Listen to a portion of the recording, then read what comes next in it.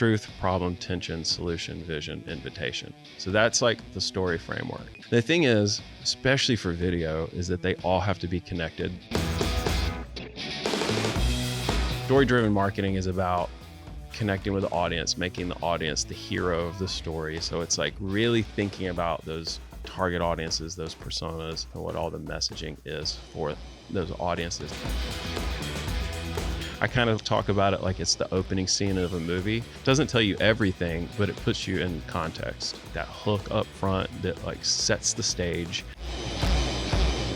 This is Between Two Pixels, the podcast for anyone who wants to reach and connect with their audience through content and marketing. Hi, I'm Katie, and welcome to the Between Pixels podcast. Today, I'm joined by Josh, and we're going to be talking about the story framework. Awesome. Thank you for having me on the podcast today. It is a fun role reversal because I feel like I am normally there and I'm not in this seat, but we're going to make it work. Like last episode. Literally last episode. Well, awesome. Yeah, I mean, I thought it'd be a good thing to talk about story framework. There's so many ways to apply it. So, we use it all the time for various things. So, yeah, I mean, I think it'll be a good little chat. Well, let's get right into it. Would love to just baseline, explain to someone who's never done it, never gone through our story framework, really what it is. Yeah. And yeah, I mean, I can even I'll back up and say, why would someone even need a story framework? I felt like several years ago, story was just like really important. And it's like, oh yeah, just story, just like a story. I mean, this is probably like, I don't know, 10 years ago. I got everyone I feel like at some point it was like, okay, we're sick of it. Like story driven marketing. Yeah. So, but we've been doing that for such a long time that we found really like the thing with story is it's about connecting and resonating with the audience. So, traditional marketing was more like features and benefits marketing and what we can do for you, what we offer, what are our solutions, in corporate world, it's like the solutions you have, or maybe in products, it's the products you have, and here's what the products are. I mean, it's almost like the way you think about like marketing was in like the 80s and 90s. Like it was just so much about the features and benefits and like showing what the product was. But story-driven marketing is about connecting with the audience, making the audience the hero of the story. So it's like really thinking about those target audiences, those personas, all of that stuff, and what all the messaging is for those audiences. So I think every brand, no matter who they are and what they sell, whether it's like industrial stuff or consumer facing stuff, they all need to think through a story driven lens just to help you understand, like, because if it was a book, it'd say like, who's your reader, who, and then that'd be one thing, but then you're also like, you want your audience to be the main character. So you're trying to figure out, how do I communicate them and put them in the story and let them see themselves in the story of my brand? So that's a lot of work to do all of that. And it's gotten even more complicated over time because now there's so much content coming at you, so much easier to get products launched and up. And so think about your social media feed. It's just like, it's either organic content or it's paid content, or it's organic content that's promoted it's actually paid, but it looks organic. You're watching something and you're like, wait, this just turned into an ad. I thought this was like someone just like, yes, I've been tricked.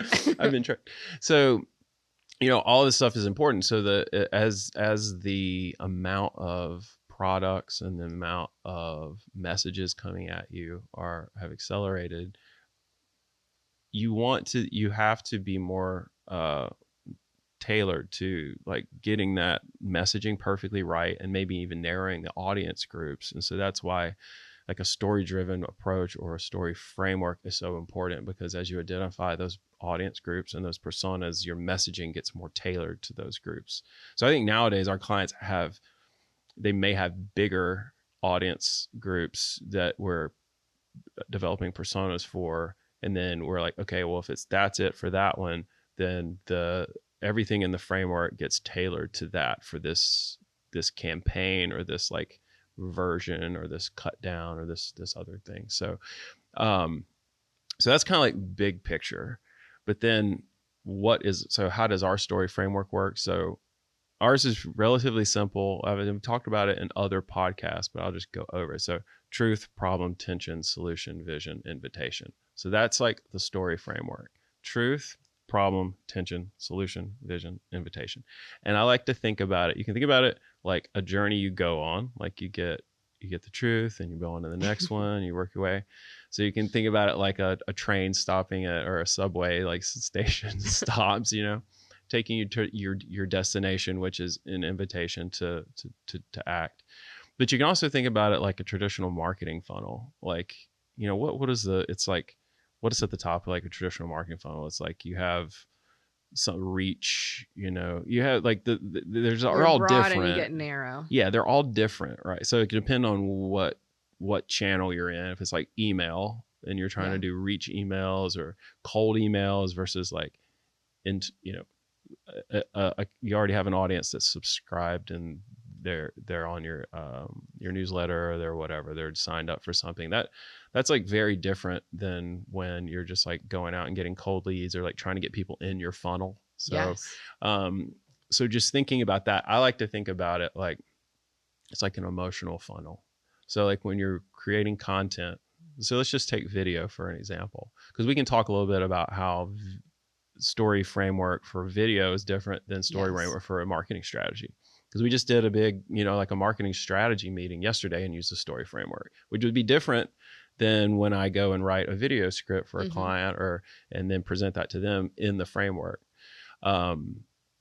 So the truth part is really about how you hand the audience the worldview that you want them to see it through.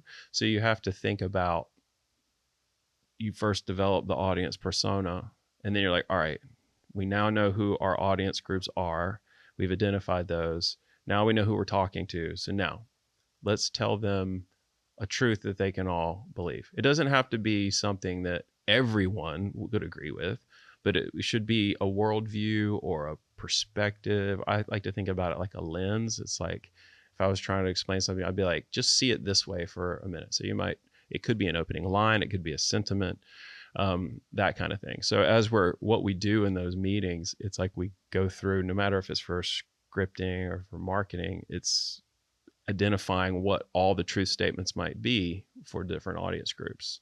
And we have the cards and write them all out, the whiteboard. Yeah. So you're really like identifying those wide angle, and there's really like no wrong answers, because what you might notice is that your truth statement might end up being the second one, which is the problem. And the problem is like the pain points that all your audience feels. So you go through and you like start talking about your audience groups and what are all their pain points. And that's why this is like, it's a fun exercise to do the story framework, because you can move things from problem to truth. And then you're like, well, that problem, is that really the root cause, or is that like the tension? Yep. Because the tension can be the reason why the problem exists, or it can be like another insight on top of the problem. It's almost like, here's the problem, and then because. And so it's cool when you do this in like a working session, because you'll see that clients will resonate with certain things like a whole lot more. And then they either turn into campaign content or like kind of campaign creative or like overarching direction. Or some of them, it can just turn into like, oh, that's like a big bold text that we could just put like in a design. So anyway, so I'm just kind of working through the thing. So truth, problem, tension, and then solution. That's easy. That's like, well, what do you provide as a brand? And that could be for a campaign. It can be overarching for the products or whatever it is. Solution, vision is the next one. So the vision, it can be a little bit different. It can be, how does the solution change the life of the person? Or it can be, how does the solution and everything we've done so far fit into the big picture? So that can be that one, sometimes you don't have to spend a lot of time on this. They're different for different brands. So I like to give the example of like a car commercial. Like when you think about a car ad, and it's usually like a truth statement. They're a little bit different now, but I mean, I think about like, I'm trying to think of a great one. they usually, you think about those like Audi or something like that. Yeah. And it's usually like they're driving on a road and it's sunset, or they're driving somewhere on this Through a curvy, and they're waterfall. just like power, the wind, the road, whatever. And it's like this truth statement. And then it's like some vision statement that it's like drive excellence.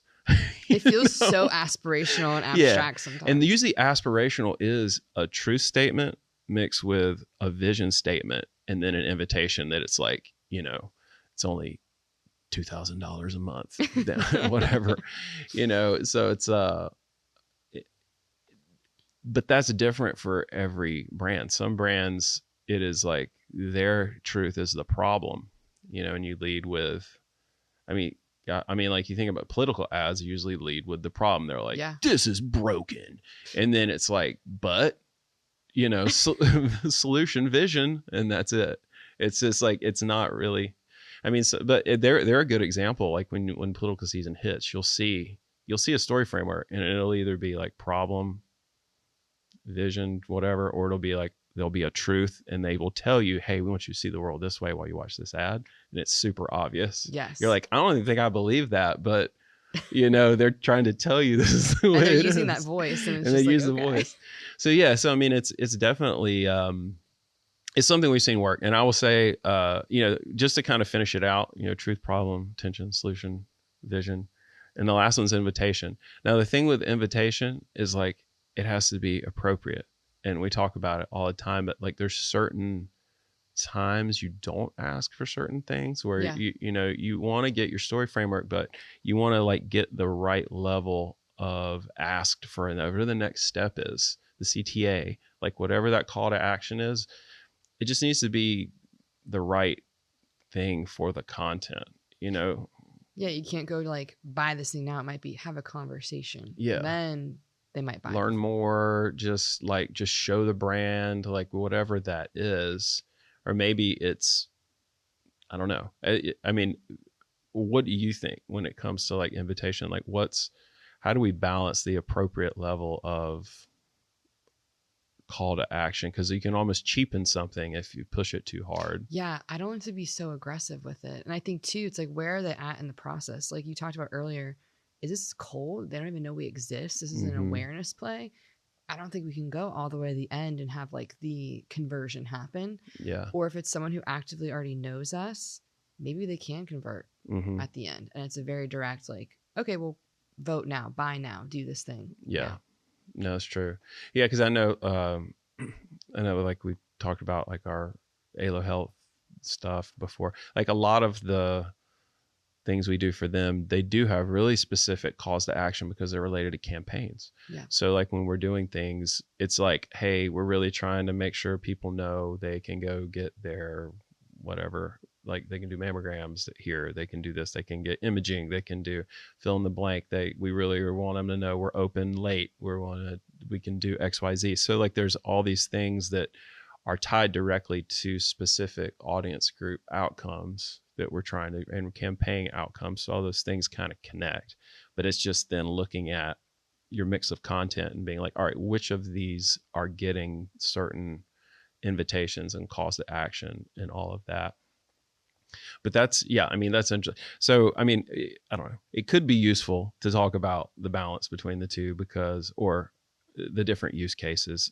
So like video, for example, versus like general marketing. Do you want to talk about that? I think so, for sure. Because I was even thinking in my head of like how I'm using it every day with clients. Well, that would be good. And we can talk about, that would be good to hear and talk about some of that. So like the video side of it, I think story framework for script writing is critical. Like you can, and the thing is like you can get it right on paper, but then it not be right for the project. So you can use it a couple different ways. We have it like almost like a template you fill out. So it helps you brainstorm when you're thinking like you're doing client intake. So essentially we would start with a marketing story framework where we do the card sorting exercise, collect all the different possible truth statements that are kind of like big picture. And then you can kind of take those and like marinate on them and then work your way through it. So you want to find something that resonates with the audience, is like that hook up front that like sets the stage. I kind of talk about it like it's the opening scene of a movie. You don't have to be so incredibly obvious, but you like when an opening shot of a movie starts, it's doesn't tell you everything, but it puts you in context. And you're like, oh, okay, I'm in this world. Okay. That's how you want to think about like a truth statement. And then as you work through it for video, you're essentially just identifying all the things that came from whether it was a marketing story framework, big picture, or strategy, or any client discovery, and you're mapping those things out. The thing is, especially for video, is that they all have to be connected. Like it has to logically work, or else when a client or an audience listens to it, they're going to go, this doesn't make any sense. I don't get it. Like, yeah, you said the words. So you want, your truth has to set the stage. And then once you identify your problem, your solution has to fix your problem. It can't be just like you identified some random problem and then you're like, and we have our products. And it's like, well, wait, how does it doesn't, it has to fix it. And so you want to think that way. Think about when you're writing that it's logical and connected. So that's super important. And I think too, I feel like we spend a lot more time on the, it depends on the brand, but like whether you're going to really unpack the solution or the vision. Like I know like when we work with nonprofits, the solution is one, it can be really interesting if they have a really cool model and people are like, oh wow, I've never seen a nonprofit solve a problem like that. But then the vision side of it is like what people want to probably give to it. Yeah. So like you're really showing like, hey, we're doing this and we're fixing this, but not only that, we're doing, this is what it's going to change. And you're like, oh wow, that's so crazy. I'll say too, just from a nonprofit side of things, when it comes to video content, a lot of times they have a hard time with identifying the true problems, because what they usually do is they're meeting needs. Yeah. And needs aren't problems that are different enough. Yeah. Like hunger isn't enough of a differentiator necessarily. You need to be like, all right, let's go one level deeper to the why, to like the tension, like why are those people facing food insecurity or whatever? And then you're like, okay, it's because of this. So that's actually the problem. Hunger is the result of a deeper problem. So now let's go one level deeper and talk about that. And like, why are your solutions actually fixing that? Oh, okay. That makes sense. So it depends on the brand as to which part of the story framework you focus on. But when you're writing a script for a video, all that stuff is super important, because you don't want it to feel, like we said at the beginning, like a features and benefits. You don't want it to be like, this is what we're doing. This is what the problem is. This is what we're doing, and this is the result. So because that doesn't differentiate you enough when people are trying to decide how they're going to engage with your brand, or in the case of a nonprofit, if they're going to give, you have to go a little bit deeper, because there are so many messages coming at you. So that's kind of like, I don't know, that's how we use that for video. I think it's a little bit of an art and a science of the balance of the two things. But I think one of the things that's cool from the marketing side is how we take that to like a much bigger level, and which we can talk, you can tell me a little bit more about it, but how we get that framework, and then it just becomes kind of like the backbone for like all of the campaigns and all the future things that we do. So tell me a little bit about that. Let's talk marketing. Yes. It's funny because going to these framework sessions, I think a lot of brands think they know their story, or they think they know their audience. And then sometimes we get in these rooms and it's like, there's disconnect even within the brand itself and people who are in the room. Or it's like, wait, I didn't realize that's what really makes us different. We had no idea. So it's so helpful for a variety of reasons, but it can inform everything from the messaging guide, the foundation of like their brand that we're building and creating from scratch or revamping. And then we really apply it to everything. So like on a granular level, you might have sales collateral. We have a 1-pager.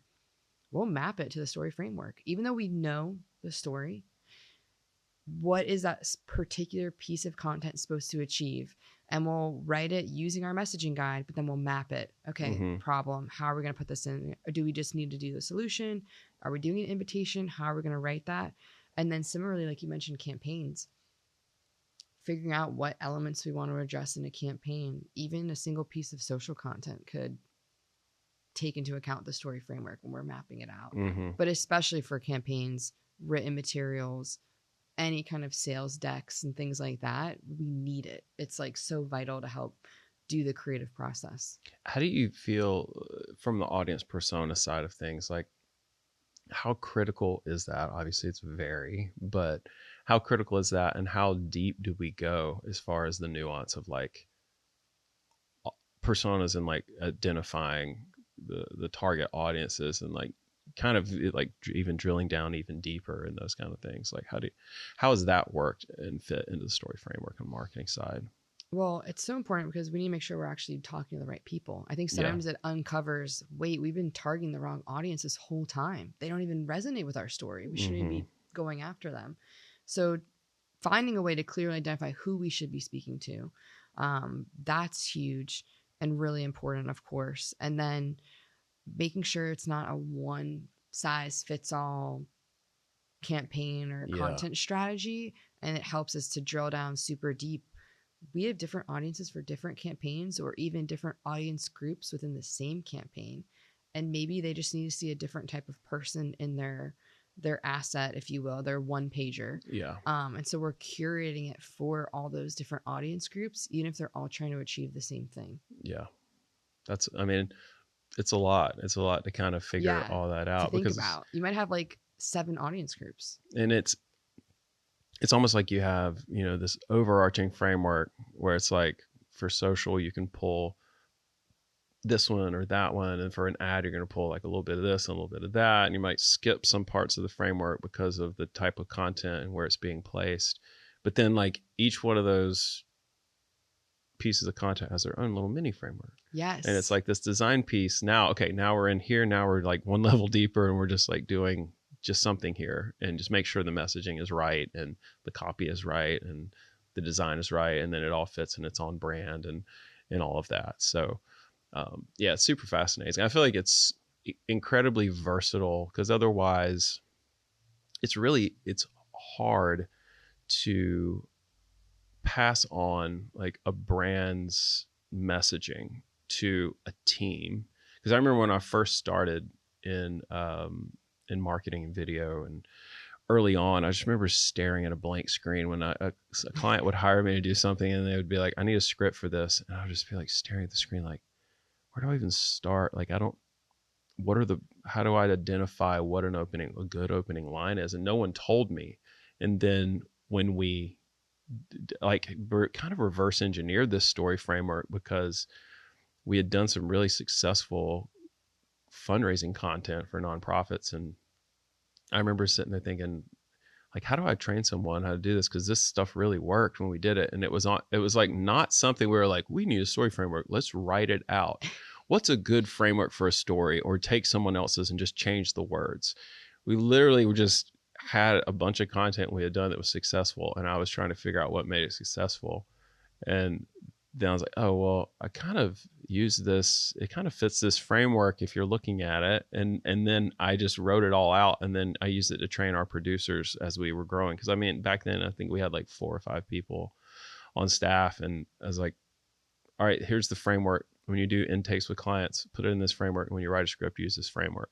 And we just kept using it over and over and over again. And eventually it morphed into like, we should use this for everything. And that's how it kind of came about. So it's, super, super important. And it's become so integral to everything we do. But I think it's good for like guardrails too, just as like a check. Even if you know this client story so well, sometimes it's just a gut check. Hey, let's pull up this one piece of content and then double check, what was the problem? Did we get that right? Especially with like the written collateral, because it's easy when you know a brand's voice to just roll with it. You had to stop yourself and go, wait, this is a great story, but is it run through the framework and is it going to pull the right levers? And you can sometimes get in trouble because you assume you know, and you think like, oh, I know this. And then you start going and then you're like, oh, I didn't do the framework, and now I'm off in left field somewhere, and I should have done the framework on this. I Rein mean, it and in. even including the client. I mean, I did it recently. I was like, I told them, I'm like, here's your script. You know, when I met with them in person, I was like, normally I would have done a story framework with you in a working session, but since we kind of talked about the big picture last time, and then they're like, they like kind of liked it, kind of, and then we basically, I was like, all right, let's just start over and we'll do a story framework now. I was like, what is the truth statement? And they just went and we just like collaborated on the fly, and they were like, it's this, it's that, and we just walked through the whole thing and basically came up with a new script in a working session. And then I was like, this is really good, this is great. Like, but it let me see like how I use the story framework, and I explained it to them, but then they were like, well, this truth statement doesn't really resonate with us. And it's like, it felt like it worked based off of everything. But when it's good to like get that collaboration going, because there's not always an exact answer, even though it fits maybe the brand and the big picture of a campaign. If you're able to work it out and reapply it, you can kind of easily let you know where you are. It's almost like it is a framework, but it's almost like a map. It like North just Star. yeah, it just gives you like something to work from. It gives you some context, especially if you've already done like a big picture, you know, marketing style strategy for the whole thing. So, yeah. Is there anything that we haven't touched on for story framework that is super important, or you think people should No, I know? would say I really liked what you said about, you know, when you do this with clients and they don't necessarily even realize certain assumptions that they have, you know. Sometimes it can feel like therapy or something, you know, and Yeah, you're too close to it. they're all like talking about it, and they're like, well, it's this. Well, I don't think it's that, you know. And it's like, well, it's, you know, and for us, that's for like corporate stuff, but also for nonprofits, it's like so helpful for them because they get so tangled up in like the problems, and like what they're doing is just to meet needs. And a lot of times they're doing extra stuff, and they're like, well, we just started doing this because this need popped up. So to help them back up and kind of untangle it all, and then see like what they're really doing and what the impact is, and then what the big picture vision and the change is. It's like, it's that's where I feel like it's been so helpful, because you don't really realize sometimes what you're doing. You're just doing the next thing. And then as you start to ask those questions about, okay, audience personas, and then they realize, well, maybe we should stop doing that. We should focus on this. And then it really helps you solidify your messaging. So I feel like everyone should do it. I mean, it definitely, whether you're a sales driven organization, it's so much easier to do that for sales, because you know your target audiences. But you know, a lot of times maybe they're just they're trying to do too much. I know some of our clients that have a sales driven marketing, it's like they actually have very different audience groups with very different pain points, and they might make one piece for all the groups. And it's like, I don't know, maybe we should think about variations of this where we can really talk specifically to your highest value, and then maybe for the lower value ones, they get a shared one or something like that. So it just helps you identify all those things. So I would say everyone do it. You can go on our website, I think, and watch our training videos on it. We have a series on our website about the story framework and how to do it yourself, and then how to do the card sorting exercise. Or, you know, hire us. I mean, shamelessly plug it. Just hire us and we'll help you. Sometimes it's easier, I think, when you do have the third party, not to toot our own horn, yeah, because you get so close to it. And I think that's what's so fun about getting people in the room, and why you say like it could feel like therapy. We always set up like ground rules, like, hey, it's okay if like emotions come up, because sometimes we get in there, it's like people want to change product names, or people on the same team have been running in two very different directions. And now that we're all in the same room, it's like, whoa, what is going on? Like family therapy. So I think it helps sometimes we have a third party, and like, we're not close to it, we're not married to anything, but we can kind of help guide the conversation. Well, and two, it's like you're so used to just doing the next thing, and it can be so helpful. I mean, I remember we've done some of these early on with clients, and they were just like, they were just blown away by how helpful it was, because they've never had anyone take all of their stuff and put it in a chart And be like, let's talk about all your solutions, how they connect, how those solutions connect back to your target audience. Because you said this was that. And then they're like, oh, well, maybe we shouldn't prioritize that right now. We need to do this. Because also with the target audiences, it's like, who's the highest value, especially for startups. You're trying to develop or figure out which ones are going to get you to the next phase of growth. And so it's important to identify the highest value, target audience for sales and whatnot. So super helpful, super important, whether you do it with us or do it on your own. But yeah, awesome. That's it. Well, that was great. Thank you so much. Thank you guys for watching this episode of the Between Two Pixels podcast. Like and subscribe wherever podcasts are shared, and we'll see you next time. Gonna get there faster, gonna get there